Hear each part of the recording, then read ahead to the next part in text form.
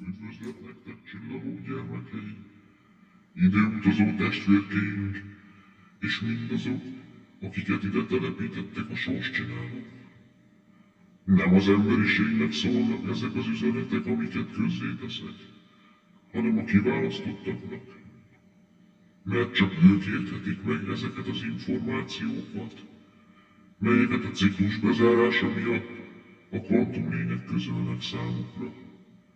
A korszak, amikor leírom ezt a tanítást, még nem alkalmas arra, hogy az emberek megértsék azt a világképet, amelyet most vele fogok vázolni, de talán a jövőben érteni fogják azok, akik tudományos felkészültségben és szárnyaló képzeletű intelligenciában bővelkednek, és eléggé nyitottak lesznek arra, hogy az ismeretlen forrásból származó tudásanyagot értelmezzék, és felhasználják az emberiség tudásának fejlesztésére és elmélyítésére. De a csillaggyermekek és a köztünk élő idegenek magukévá tudják tenni ezt az ősi mindent mozgató képletet, amelyet a kvantumlakók közölnek most.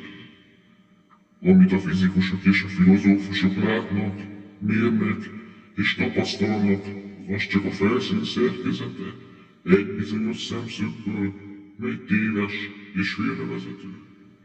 Amit elmondok, az pedig mindennek értelmet ad, és valóvá teszi azt, amit eddig csak elmém volt képes meglátni, s melyet az általam kicsi életnek nevezett kvantumlakók közöltek számunkra. A világ mindenséget a kvantumlények alkották meg, és a mi univerzumunk csak egy a végtelen számú művészi alkotások közül. Nem teremtettek, hanem felépítettek minket, és mindent, ami van. Tudattal rendelkező létformák örök időktől fogva léteznek, és végtelen sokan vannak. Mindannyian adatokat tartalmaznak, és stílusuk van, melyet saját értelmük szabályoz. A társaikkal való összehangolt csapatmunka hozza létre a valóságot, minden formában és minden változatában. Mi csupán állókép vagyunk, mint egy tökéletes festmény, mely végtelen számú variációban van megalkotva. Nincs idő, csak az örök jelen van, de az minden lehetséges változatában és sorrendben szervezve. Minden képkocka azt hiszi, hogy folyamatában létezik, és van múltja és jövője, de ez nem igaz. A kvantumlények alkotják fizikai testünket, és megvalósították az összes történetet minden formában és egymást követő eseményláncolatában. Ezért, mivel minden időpillanat létezik megfestve, az alkotások, például mi, az emberek, azt hiszük, egy folyamat részesei vagyunk, és ezért van az idő illúziója. Valójában nem létezünk. Csupán az általam kicsének nevezett kvantumlények álmodnak minket, mert csak általunk valósulhatnak meg. Ezért szeretik és tisztelik alkotásokat, mely minden és mindenhogy megszerkesztve megformált. Van, ahol a földbolygó nem létezik, és van, ahol én nem írom meg ezt az elméletet. Létezik olyan változat, ahol minden ugyanaz, mint nálunk, csupán egy dongó szárnyerezdülése más, vagy csupán egy atom van más helyen, mint nálunk. Ráadásul a kvantumlakók nem csupán a fizikai valóságot hozták létre, de a tudatunkat is ők szervezik a neuronsejtjeinken keresztül.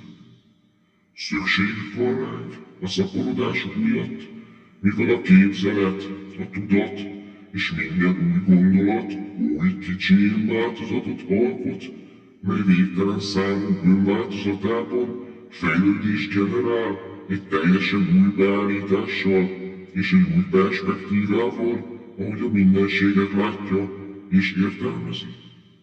A világegyetem a mi szemünkön keresztül látja önmagát, és a kvantumlakók így látják meg alkotások eredményét, minden szemszögből.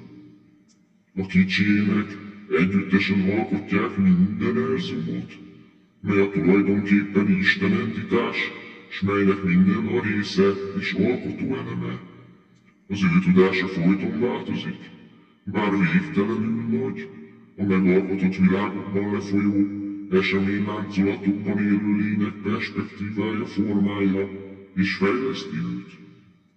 Önmagát kell érzékelnie a létezhető összes szempontból, melynek eszközei a különböző valóságokban létező teremtmények látásmódja. A kicsinek civilizációinak összhangja alkot egy lényt és a tudatát, mely lehet pozitív vagy gonosz. Ez azért van, mert a nagyobb tapasztalás miatt kétpólusú a mi univerzumunk. A kicsinek kétfélekké váltak ezért, s folyton harcolnak, hogy saját pólusokhoz állítsák a perspektíváinkat. Jelenleg a bolygó legtöbb lakója negatív tudatú, a mi változatunkban, de a leggonoszabb ember lelkében is léteznek jóságos kicsiének, csak kisebb számban és kevesebb szavazó erővel. A környezeti hatások és belső gondolatok, érzések az ő generálásuk, de visszafele hatva őket is képesek ezek megváltoztatni az adott irányba. Így a kvantumlények folyton változnak, minden eseményegységnél, de mivel minden változat létezik a multiverzumban, ők ezért összes formájukban és állapotukban léteznek, csak a mi szemszögünkből vannak stabil helyzetben pont itt, pont most. Az életet az élet teremtette az időutazás segítségével, melyben legfejlettebb változatai genetikai kódjukat szerkesztve és legelső egységébe beletáplálva létrehozta a létkörforgást. Ez sokféleképpen történt meg ezen a bolygón is, mivel iszonyatos mennyiségű változat van. Léteznek olyan valóságok is a miénkkel párhuzamosan, melyben nagyobb frekvenciájú lények léteznek, melyek nem függnek az anyagtól. Ők gyakran látogatnak minket, mert velünk ellentétben ők látnak minket, és ide tudnak jönni, de ők is csupán a kicsének alkotásai, csak más szabályok szerint játszanak. Részt vesznek a látszólagos események generálásában, tudatunkkal érintkezve. Minden világ tökéletlen, mert létezik a tökéletesség fogalma, de ez csupán egy adott nézőpontból ilyen, a világok összessége tökéletes és csodálatos, mert minden a része, még a tökéletlen is. Nem létezünk, a kicsiének léteznek. Mi alkotás vagyunk, nem halunk meg. Nincs túlvilág, de végtelenbe fagyva, örökké bele vagyunk vésve a mindenség emlékezetébe. Folytatása következik. Sokak